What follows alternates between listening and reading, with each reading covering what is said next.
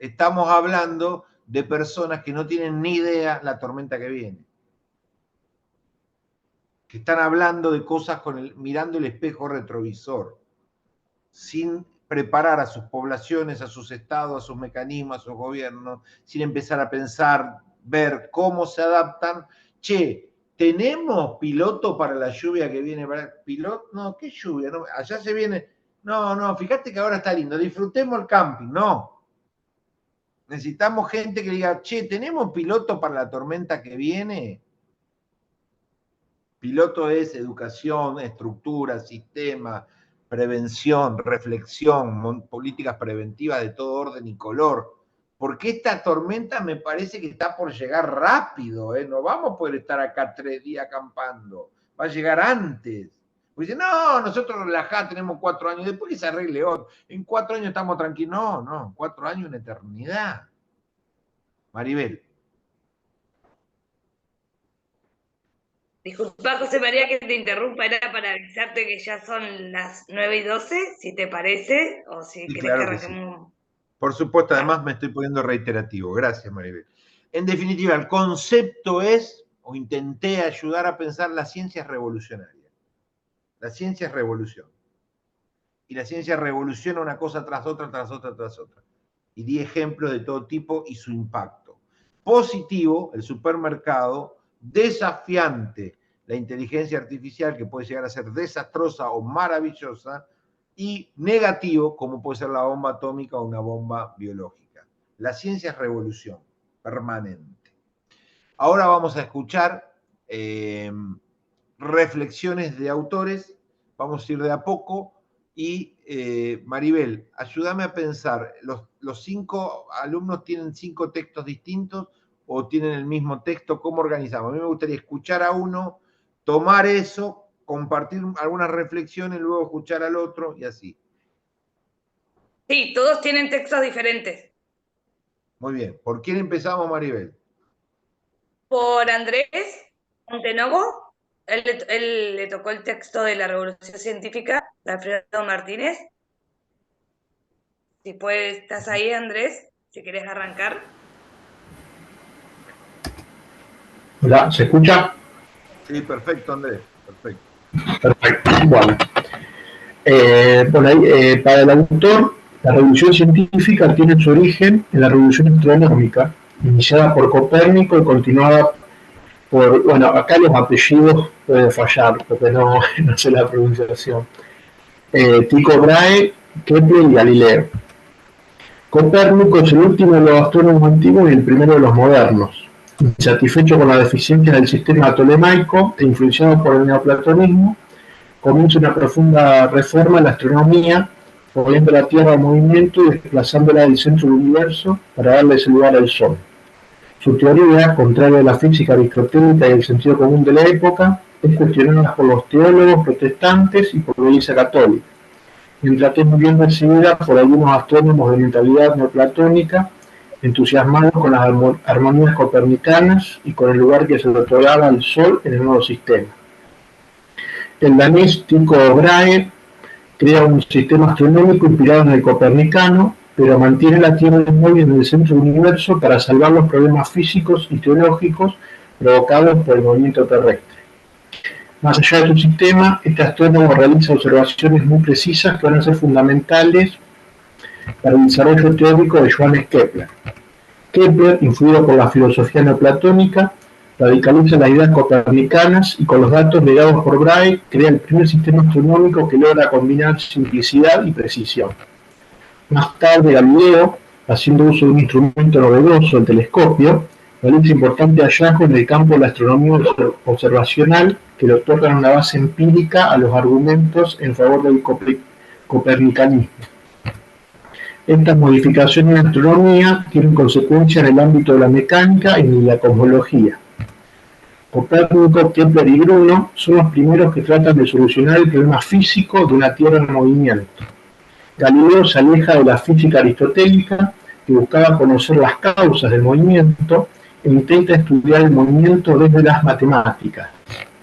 Descartes afirma que todo movimiento se produce de modo mecánico por el contacto entre el motor y el móvil, negando la acción a distancia. Siguiendo la física cartesiana, Borelli y Huygens realizan nuevos aportes. Desde Inglaterra, más ajena a la influencia de Descartes, Hooke concibe la fuerza de gravedad y Newton halla la matemática de dicha fuerza. La nueva mecánica newtoniana finalmente resuelve la tensión entre disciplinas científicas generada por una Tierra en movimiento. En el campo de la cosmología, sí.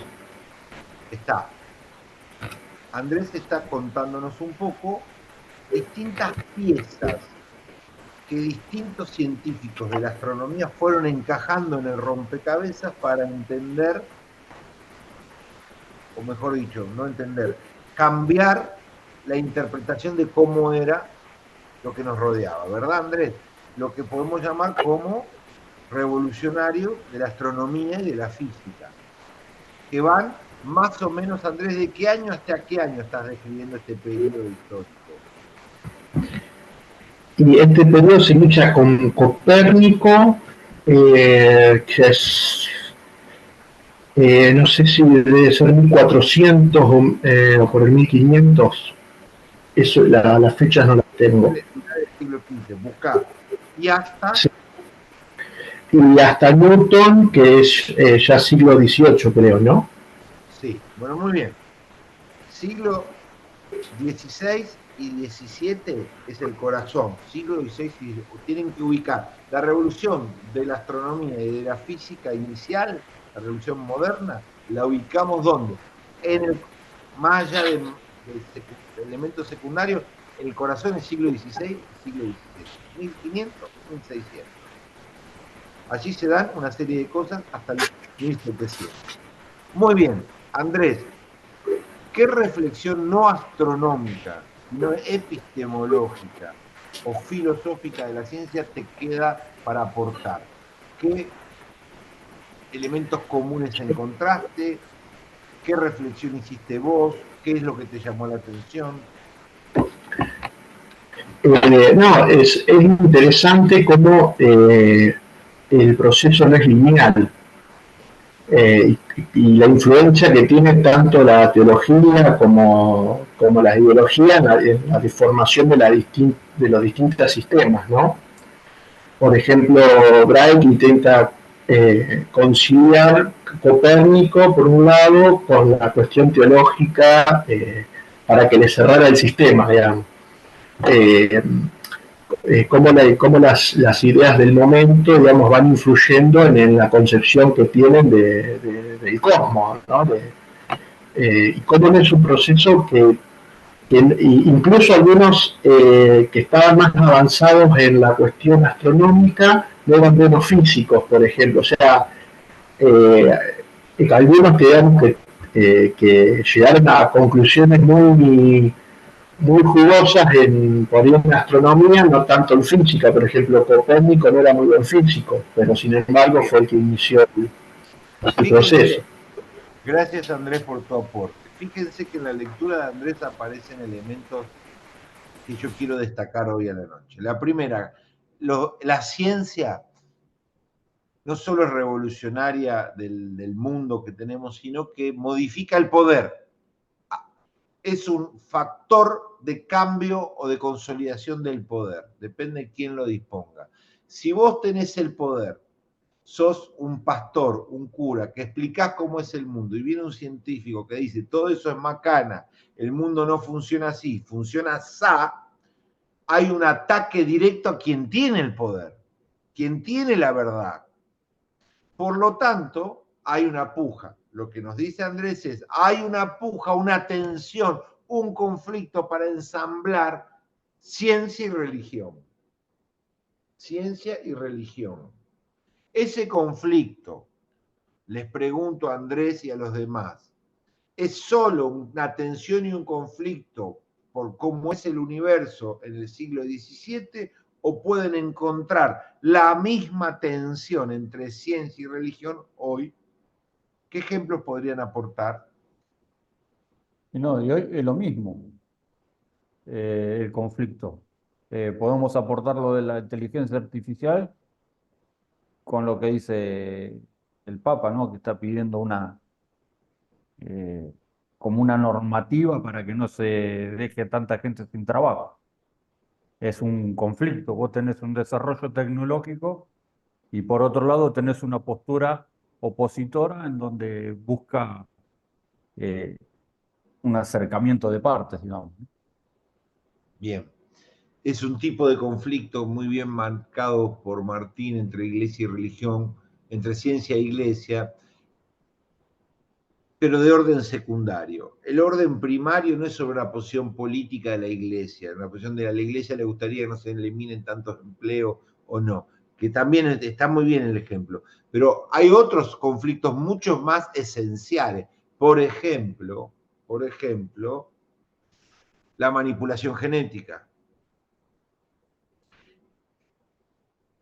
Las iglesias quieren conservar para Dios y el mandato divino la vida, la manipulación de la vida. Y la ciencia lucha por hacer de la vida una plastilina. Jorge. Estás muteado, Jorge. Hola, ¿qué tal? Hola. Algo que por ahí no se nombró de la inteligencia artificial, que posiblemente cambie totalmente la economía mundial. El sistema capitalista actual no se va a poder sostener con un manual. Se está cortando, Jorge. Pero la idea quedó. Retomo entonces. Laura, un pequeño comentario.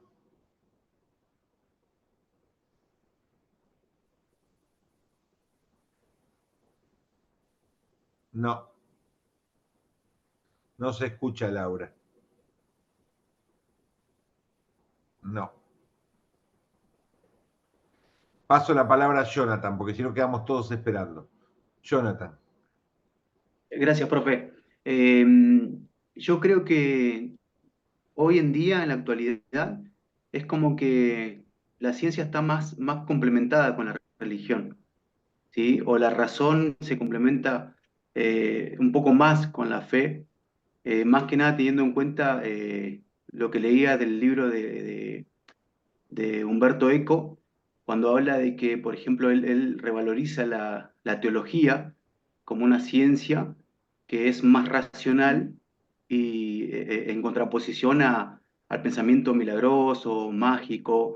¿Sí? Es como que, de cierta forma, si nosotros logramos racionalizar la religión a través de una ciencia como la teología, creo que puede haber más complemento entre fe y razón. Por ahí una opinión que tengo en este momento. Muchas gracias, Jonathan, muy valiosa. Bueno, lo que van a plantear Copérnico, Galileo y luego los demás no es solo un cambio de idea científica. Descubrimos que los árboles se podan mejor de esta manera, como se hacía antes no funciona, mejor podarlo así. No, no es solo un cambio técnico, un cambio científico de cómo operar una persona accidentada. No, las técnicas nuevas hacen que salvemos más pacientes porque la manera en que cortábamos las venas antes era una manera que permitía más muertes. No, no es un cambio técnico, no es una mejora científica sobre un mundo que ya está. Es un cambio revolucionario que afecta el corazón del narcisismo humano hasta la época. Esencial. Miren, nosotros somos hijos, todo Occidente o general, Occidente, de el cristianismo y de el catolicismo y sus variantes después protestantes. Todas esas variantes cristianas y católicas, incluido también, aunque no lo son, el judaísmo, nos pone a nosotros en un lugar muy especial, en el centro. Dios nos creó a nosotros a su imagen y semejanza. ¿Quieren una frase más fuerte que esa? Para sentirme importante. Dios creó al hombre y a la mujer, al hombre, dice, a su imagen y semejanza. Habrá que ver los teólogos después que interpretan esto, verán cómo, pero esencialmente, popularmente somos parecidos a Dios, somos el centro, nos creó especialmente a nosotros. El mundo se hizo para el hombre.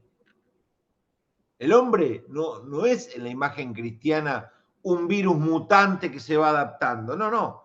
La creación divina es una creación, si bien tiene una cronología en 7 días, que primero crea una cosa, después crea otra cosa, por supuesto con una inconsistencia absoluta, ¿no? Porque primero crea la luz, la oscuridad, después crea los astros, como si los astros no son los que dan la luz y la oscuridad. Pero bueno, no importa.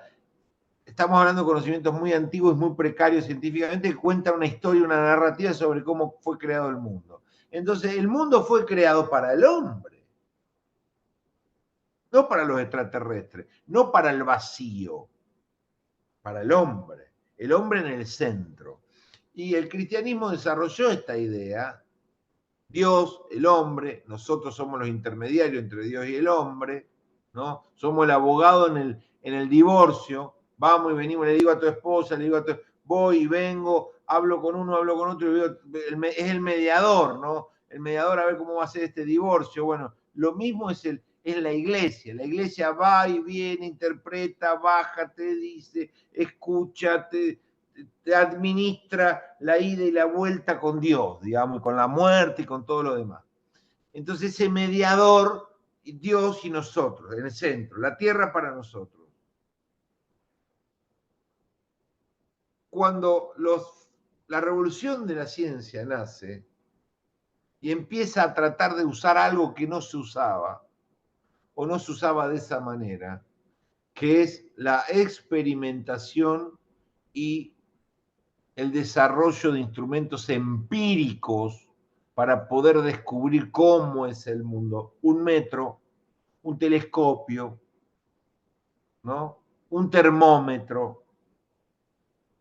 Empieza a usarse esto para medir la temperatura, esto para medir la distancia, esto para medir la observación de tal cosa, y empiezan a decir, bueno, si es así, veámoslo, midámoslo, mensurémoslo. Y cuando empezamos a mirar, lo que descubrimos es que no. ¿Cómo no? Y no. ¿Qué no? Y no, los sentidos nos están engañando, muchachos. ¿Pero cómo los sentidos nos están engañando? Si durante 1000 años decimos con toda soberbia, yo lo vi, a mí nadie me engaña, yo lo vi con mis propios ojos. Y la ciencia dice, es que los sentidos no sirven. ¿Pero cómo no van a servir los sentidos, José? Es que no sirven, porque cuando vos te sentás en la playa a las 5 de la mañana y empezás a ver el sol, ¿qué te dice tu sentido? ¿Qué dice el sentido sobre el sol? ¿Qué sirve? Mirá cómo está saliendo el sol. Mirá el sol. Uy, ya se vino hasta acá arriba el sol. Uy, mira, ya se va por él. Se va el sol, ¿eh? Se va el sol, decimos nosotros. Se mueve el sol. ¿Qué duda cabe a alguien que mira el sol que el sol se mueve? Y yo creo que a los estudiantes que no estudian nada y han tenido una primaria desastrosa, si le preguntamos, porque hay estudiantes que no, que han tenido una buena primaria de ciencia, enseñanza de la ciencia, más o menos elemental, pero si le preguntamos a un montón de pibes que han tenido en cuarentena o en huelga, no han tenido ningún tipo de clase y no tienen una familia más o menos ilustrada, mínimamente, pero decimos una cosa, ¿el sol se mueve o no se mueve? Y sí, se mueve, yo lo voy a mover, ¿cómo no se va a mover? Somos como en el 1600. Seguimos creyendo que el sol se mueve.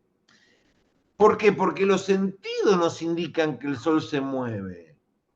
Y los sentidos, ¿qué nos indican? ¿Que nos movemos o que estamos quietos? Yo ahora sentado acá, yo no me muevo, José María, vos perdoná, tendrás todas las teorías de rotación de la Tierra, no sé, todo eso me suena muy raro. Yo acá estoy tranquilo y quietito, de acá no me muevo. No, yo te digo, estás viajando a miles de kilómetros por hora. En este momento estás arriba de un mega superavión, volando estás. Tanto es así que das vuelta todo el planeta en 24 horas. A esa velocidad vas. Sentado ahí enfrente de tu computadora. No me. Vos pasás por Japón y volvés a Trelew en 24 horas. Das toda la vuelta. A fondo vas. No. No, vos sabrás mucho, pero yo no te creo. No, a mí no me vengan con cosas raras. Yo sé muy bien que estoy quietito. Yo sé muy bien que el sol se mueve.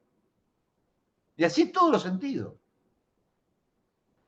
Cuando nosotros en 1953 se produce una revolución científica tan importante como la de Copérnico y Galileo, que atacó a nuestros sentidos narcisistas también de una manera dramática, Watson y Crick, dos biólogos, no importa, dos biólogos, descubrieron que nosotros, que más, está la cara de José María, después están más chiquito, más chiquito, más chiquito, vemos células, más chiquito, más chiquito, más chiquito, hay más cosas más chiquitas, y de la célula hay moléculas, hay más chiquito y más chiquito, y finalmente hay algo que se llama ADN.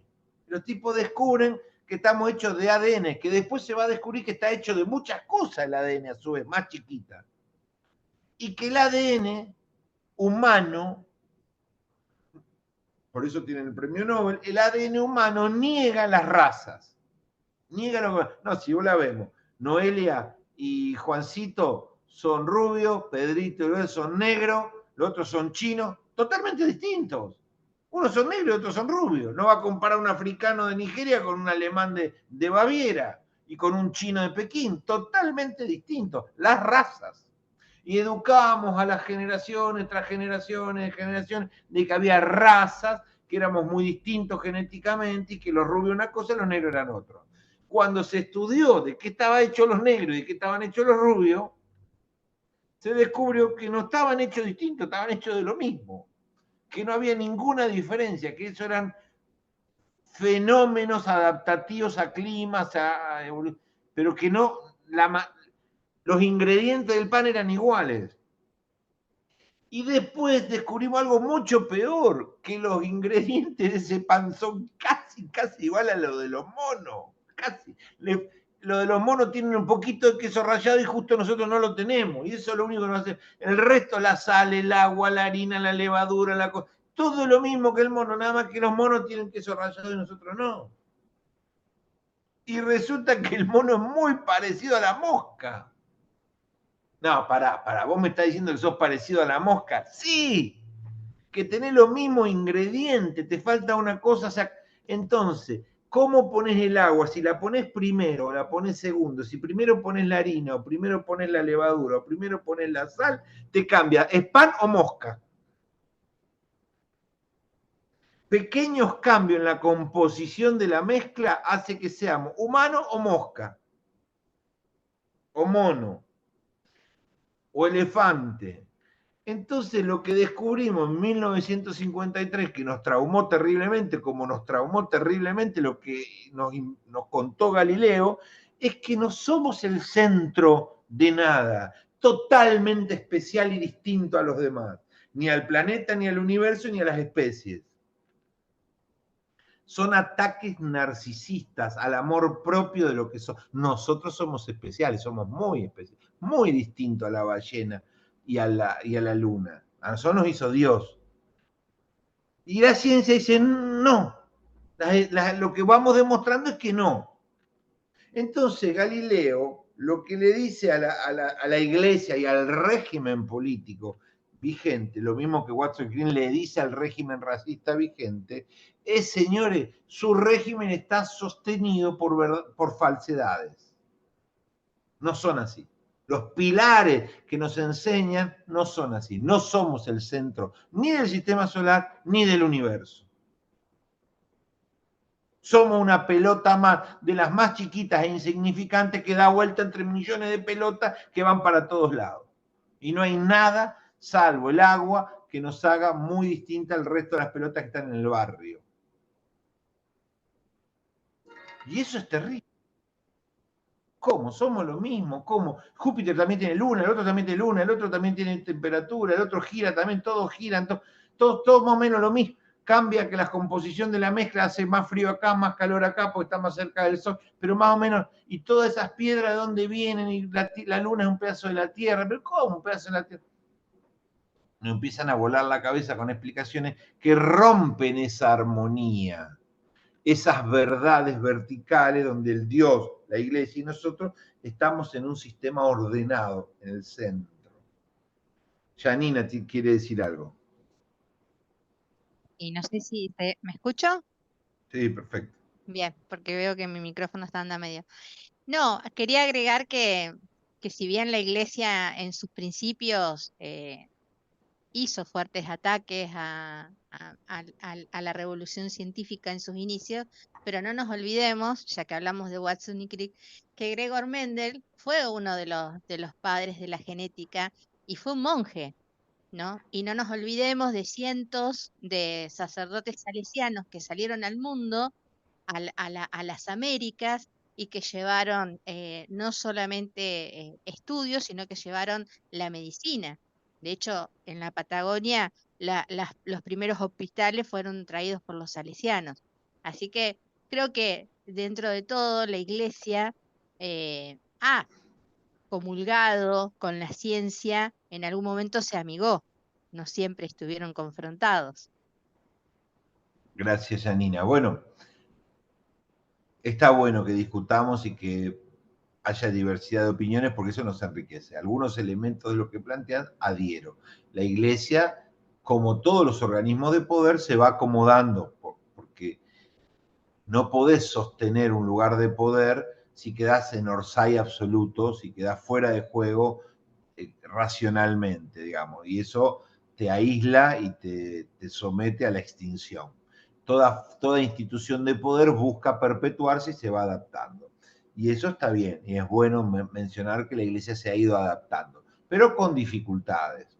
Por ejemplo, si tomamos, que después vamos a hablar el miércoles que viene sobre pseudociencias, si nosotros tomamos los milagros, ¿cuántos milagros conocieron este año? ¿Cuántos milagros conocieron el año pasado? El niño de la cueva de tal lugar, milagro. El invierno sobrevivió, milagro, milagro, milagro. ¿Cuántos milagros conocemos? Ninguno, ¿verdad? ¿Cuántos milagros hubo el año pasado en el mundo? 1, 2, 3, reconocidos por el Papa, ninguno. El antes, ninguno. El antes, ninguno. En 1991, ninguno. Pero si vamos para atrás, sí, 1, 7, 15, 32. Cuanto más para atrás vamos, más milagros hay. ¿Qué significa eso? Significa que la Iglesia no ha podido ratificar milagros porque viene la ciencia y explica. No, esto no es un milagro. Esto lo que pasó acá fue ta, que ve, que sé, que de. Entonces desaparecieron los milagros. ¿Por qué? Porque se hace muy riesgoso declarar un milagro, un acto divino en la tierra cuando tenés a estos metiches con los microscopios por todos lados y buscando las razones de todo. Y entonces es muy fácil de ser desautorizado. Entonces tengo que cambiar. La presencia de milagro desaparece. La presencia de, digamos, de otras fuerzas naturales como por ejemplo castigos divinos desaparece. ¿Cómo interpretábamos nosotros la pandemia del medioevo, la peste negra? Castigo divino. Los pueblos pecadores reciben castigo. ¿Y cómo se curaba la peste negra en el medioevo? ¿Cómo creen que ustedes se curaban? Rezando. Que por favor nos levanten el castigo. Se llevó puesto el 40% de la población europea. ¿Qué pasa ahora? ¿Qué dice el Papa cuando viene el COVID? ¿Castigo divino, el diablo, el pecado? No, dice, la inconducta del hombre con la naturaleza trae estos resultados, necesitamos una humanidad más ética, más vinculada, política, como cualquier gobernante. No está hablando nada ni de Dios, ni de los milagros, ni del castigo divino, ni del pecado, ni del diablo. Desapareció todo eso, está hablando de política. Cómo debieran organizarse las sociedades para no generar tanto reactivo de virus dormidos. Entonces, desaparecen los castigos divinos, desaparecen los milagros, desaparecen los ángeles en la tierra, van desapareciendo a medida que avanzan los microscopios y avanzan las pruebas y los láseres y los ADN, etcétera, etcétera, etcétera, va desapareciendo cada vez más elementos que constituyen la liturgia de las religiones. Te van achicando.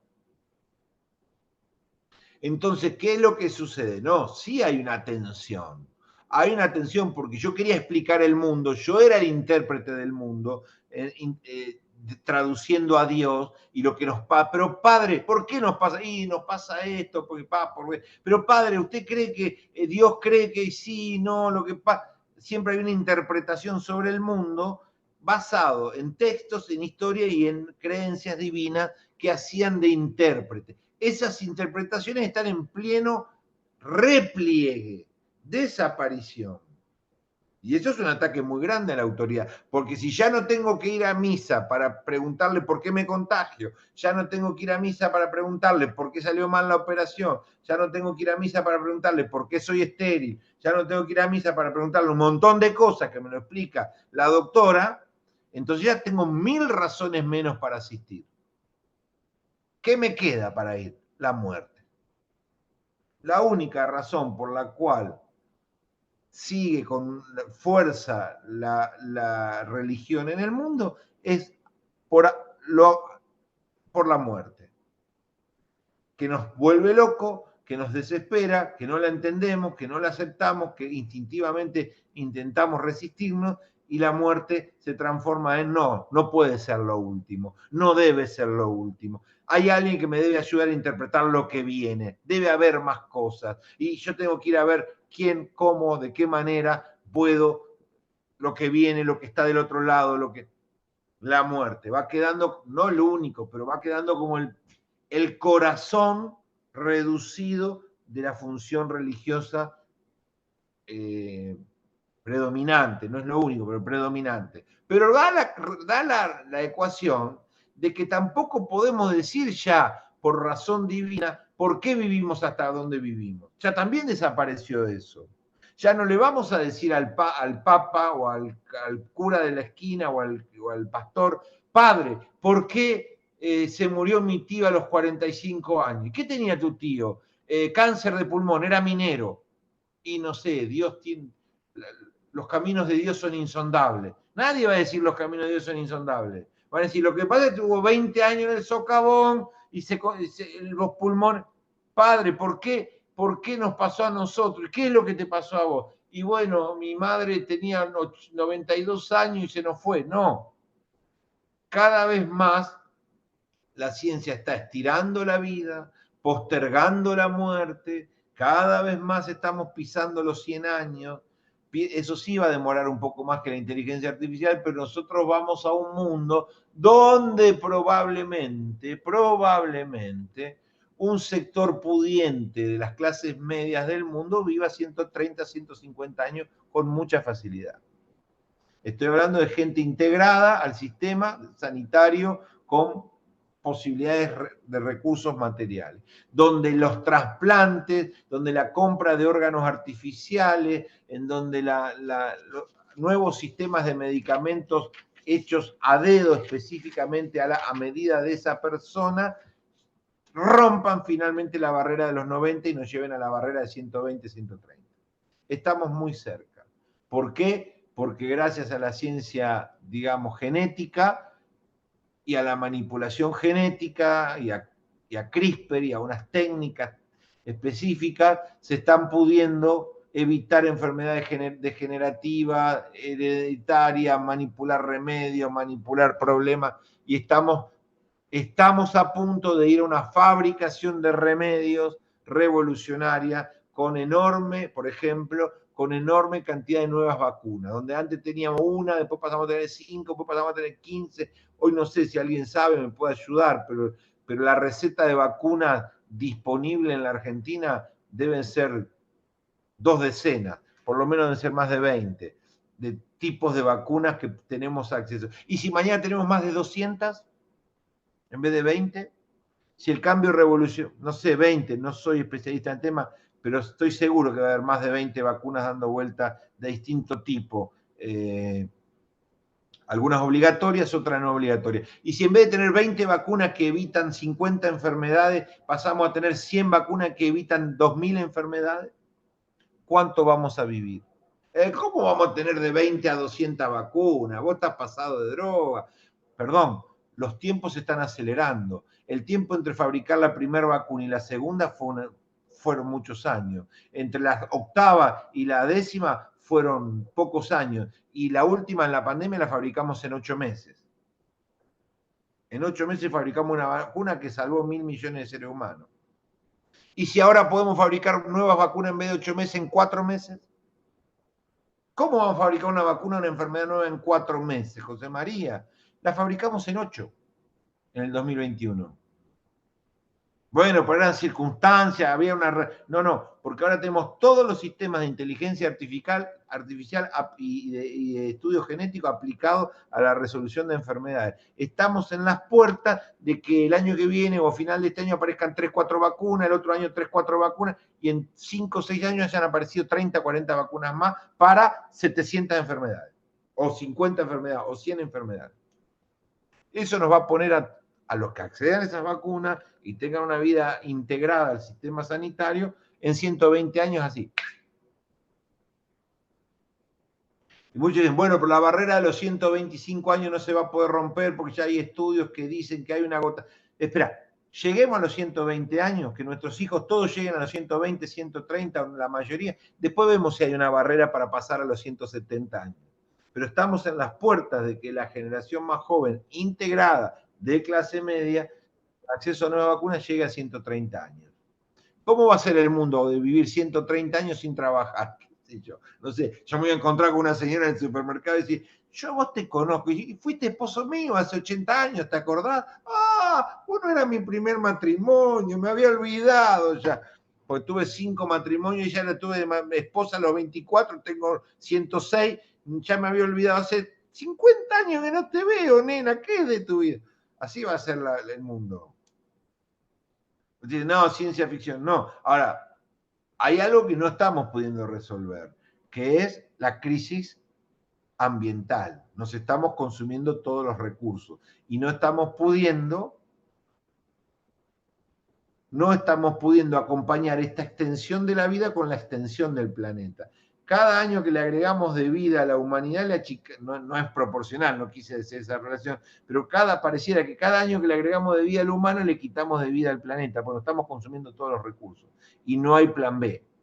Por ahora estamos con las energías alternativas, estamos con la carne artificial, que es muy esperanzadora, creo que estamos en las puertas de que en la próxima década fabriquemos en rascacielos de 60 pisos 6.000 toneladas de carne por mes, sin una sola vaca, eliminemos las vacas, eliminemos los caballos, eliminemos todo lo que tenga 4 patas que nos comemos y pasemos a fabricarlos en heladeras como se está haciendo hoy. Carne artificial, pero no carne artificial porque de plástico parece carne pero no es carne. No, parece carne, tiene el color de la carne, tiene el olor de la, pero no es carne, no. Yo estoy hablando de carne artificial, verdadera, carne, viva, células de vaca viva, produciéndose sin órganos, sin vaca, sin galpón, en un cajón, en una probeta, vamos a llamarlo así, yo tampoco entiendo de la incubación. Mírenlo, búsquenlo, van a ver que ya se vende carne artificial en un montón de lados. Nada más que se vende 1 kilito que vale $1.000, 2 kilitos que vale $300. Carísima, porque estamos en la etapa inicial, como fue el televisor color. ¿Cuánto costaba el televisor color la primera tanda? En mi casa mi abuelo tenía un televisor color, un Grundig se llamaba, y venían todos los vecinos a ver de qué se trataba eso. Venían todos a ver. Un lujo asiático de un hombre poderoso. En 2 años lo tenían todas las comadronas del barrio. Bueno, esto es lo mismo. Este kilo de carne que vale $300, mañana va a valer $50 y pasado va a valer $3. Y las vacas se terminaron. Ahí sí va a haber una solución en serio contra la destrucción de los recursos naturales del mundo. Cuando podamos reemplazar el pescado, la vaca, el lechón, el pollo, por heladeras que fabriquen carne jugosa, sangrante, rica, pero sin un animal. Y por suerte ahí sí se va a terminar el veganismo. Por fin.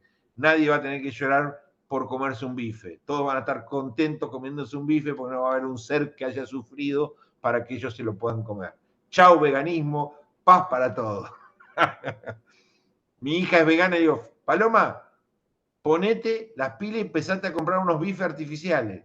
No sé, tengo que pensarlo. Vos me generás contradicciones. No, porque vos no comés carne por la vida que estás privando, por la crueldad, porque ese otro ser tiene derechos. Pero cuando no haya un ser, hay un órgano, no hay sistema nervioso central, por lo tanto no hay sufrimiento. Es un bife, criándose en una heladera, a disfrutar. No sé, déjamelo pensar. Vamos a ver. Bueno, ahí sí vamos a poder salvar el planeta. El momento que podamos, ya se están fabricando truchas y pulpos en una heladera. Porque, ahora, eso es con respecto a las carnes, que son lo más destructor del planeta, ¿no? Ojo. Lo que dice, en contra de la minería, en contra de la minería. A los bifes y a las ensaladas. No, muchachos, está muy bien estar en contra de la minería, pero los tomates son 1000 veces peor que el oro. Los tomates son 1000 veces peor que el oro. Necesitas 1000 veces más agua para llevar tomate a cada verdulería que para sacar una tonelada de oro. Bueno, por eso lo comemos. No, está bien, sí, pero yo te digo, ojo porque la verdura y los animales son los que más consumen y los animales que más costo ambiental generan por el metano, porque los mamíferos de 4 patas generan gases de metano que son hiper, ultra, anticapa de ozono. Bueno, pero hoy por hoy creo que estamos más cerca de destruir el planeta que reemplazar la crisis ambiental con este tipo de inventos. Pero búsquenlo. Ahora, volvamos a la religión y a la ciencia. ¿Va a poder la religión encontrar un rol en una sociedad donde no hay más muertos? ¿En donde no hay más dolor?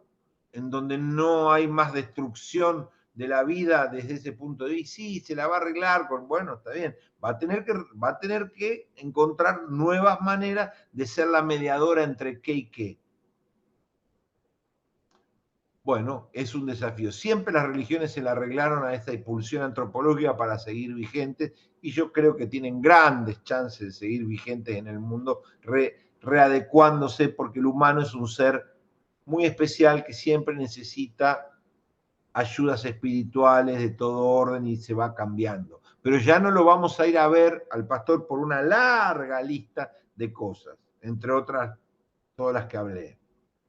Bueno, entonces, la ciencia es un factor que atenta al poder. Miren si no. Miren miren todas las estructuras que están en juego a través de todas las revoluciones científicas que estamos viendo. Y Watson y Crick cambiaron la noción de raza. Galileo cambió la noción de centralidad, no somos más el centro. Y Freud cambió la idea de autonomía, no somos más autónomos.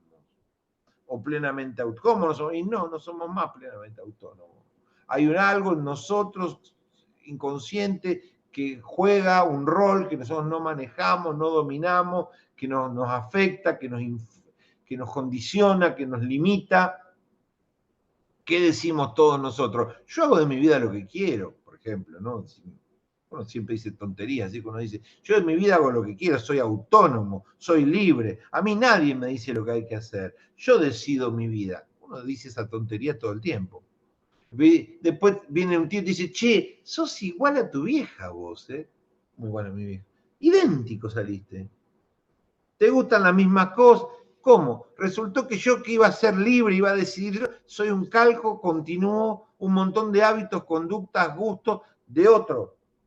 Entonces, tengo mucho de herencia, tengo mucho de condicionado, tengo mucho de continuidad, más que de libertad para... Entonces, yo que me crié en una familia católica conservadora de pueblo, donde el cuerpo era el pecado, la desnudez, ¡ay! Se le vio un pecho, Dios mío, ¿cuándo pasó eso? Era sagrado todo. ¿Saben cuando me mandaron a mí a la ducha del club? Casi muero. Vieron las duchas, la larga, están todos los varones bañándose, todo de no, yo me tenía que meter ahí adentro. El cuerpo era un sacrilegio, íntimo, es algo privado, íntimo. Jamás en mi vida, aunque me paguen 1 millón, sería nudista en el Río de Janeiro, no entiendo cómo la gente anda desnuda. Bueno, eso no lo decidí yo, eso lo decidió mi cultura, mi familia, mi educación. Y yo tengo que luchar contra todo eso si quisiera alguna vez ir a Brasil y no sentirme un extraño porque todos andan en zunga y yo con las mallas hasta la rodilla. para ponerme la zunga en Brasil y no parecer un extraterrestre, tengo que hacer una lucha terrible contra mi niñez, mi educación, el cura, la escuela, el cuerpo, porque me da la sensación de que voy a pasar un papelón, una vergüenza terrible. Entonces, Freud, ¿qué nos dice? Todo eso se lo debes a tu inconsciente, a tu cultura psíquica, a tu historia, a qué hicieron con vos los primeros años de tu vida. Entonces no es que yo soy libre de ponerme la zunga o no soy libre. ¿Soy libre de ir a la playa de Mar del Plata nudista o no soy? Sí, soy libre, pero no tengo ganas, la verdad que no soy libre. Tenés que luchar contra un montón de vergüenzas de las que emergés. Entonces Freud nos descubre con seres condicionados, seres que venimos atados a un montón de limitaciones heredadas. ¿Las podemos romper? Las podemos romper, pero hay que laburar un montón. Y ahí vienen los sociólogos y los filósofos sociales estructuralistas que ¿qué nos dicen? Y mirá, José María, todo muy lindo, pero la estructura social te condiciona. Vos a vos te van a gustar las mujeres que se usan en esa época. No te van a gustar otras. Te van a gustar más o menos los estereotipos de tu tiempo. Y te van a gustar más o menos las modas de tu tiempo. Yo soy independiente, a mí nadie me condiciona. Yo quiero ese short verde como se usa ahora. ¿Entienden? Si nosotros fuéramos tan libres no existirían las modas. Porque nadie, ninguna horda de gente nos diría qué color nos vamos a poner este verano. Nosotros solo elegiríamos. Y si fuéramos tan libres, nosotros solo apagaríamos el celular. Si fuéramos tan libres, nosotros solo haríamos 1.000.000 de cosas. Sin embargo, estamos atados, problemáticamente atados, condicionados. Entonces, ¿qué dicen las ciencias sociales? La física nos dice, estamos condicionados, somos parte de un universo. La biología nos dice, estamos condicionados, no tenemos raza. La sociología nos dice, estamos condicionados, no somos libres de la estructura social. La psicología nos dice, estamos condicionados, no somos libres de tu padre, tu madre, tu niñez. Bueno, y la ciencia va explicando y nos va achicando. Cada vez tenemos menos, según la ciencia, menos libertad para sentirnos el centro del universo, menos libertad para sentirnos el centro de la biología, menos libertad para sentirnos el centro de la libertad psíquica, menos libertad para todo. La ciencia nos va demostrando seres muy limitados y a la vez también apasionantes, seres apasionantes. Muy bien, entonces, ¿qué tenemos para concluir esto? Que la revolución de la física y de la astronomía del siglo XVII, que hoy se mencionó, no es una revolución técnica, no es una discusión de medición astronómica, es una discusión esencial de quiénes somos, de cómo se ordena el mundo, de qué está en juego. Y por eso, la Iglesia en ese momento y en muchos otros momentos, y si no busquen una palabrita que se llama Inquisición, le hizo pasar tan malos años de su vida a Galileo porque no estaba descubriendo cómo un barco podía llegar más rápido a la otra costa o cómo descubrir un cañón para matar a un ejército. Estaba descubriendo algo que atentaba contra nuestra esencia. No somos el centro de nada en el universo. Después me hablas de mediciones, de observaciones, después me hablas de todo eso, no me importa. Me estás diciendo esto, no somos el centro de nada en el universo. Y eso duele mucho. La seguimos el miércoles que viene. Chau, que la pasen bien. Gracias a todos. Profe, ¿qué hay que leer para la clase que viene? ¿O qué hay que preparar? ¿O lo manda Maribel por el Nuestra grupo? compañera Maribel va a mandar en el grupo, va a sortear los nuevos temas y vamos a pedirle. Maribel, vamos a implementar esto. Espero que no te moleste, lo vamos a innovar. Los que no pudieron comentar hoy, envían mañana un video de 2 minutos hasta 5 haciendo el comentario que iban a hacer hoy. Lo van a publicar en el grupo de WhatsApp y vamos a todos nutrirnos de sus resúmenes y sus comentarios que hoy no entraron y así vamos a hacer todos los miércoles. El que no entra al comentario porque no alcanzamos, manda un video de hasta 5 minutos al grupo que va a dar un aporte fenomenal y los va a forzar a ustedes a saber grabarse, a saber hablar, a saber resumir el volumen, la forma, y eso los va a ayudar muchísimo. Espero que no te moleste, Maribel, lo acabo de inventar. No, perfecto, Va a andar bien. Perfecto. Chau. Profesor, Me tengo que ir, son las 10. una- La seguimos en el grupo de WhatsApp, la seguimos, Martín, ahí. Bueno, Chau, listo, gracias listo. a todos.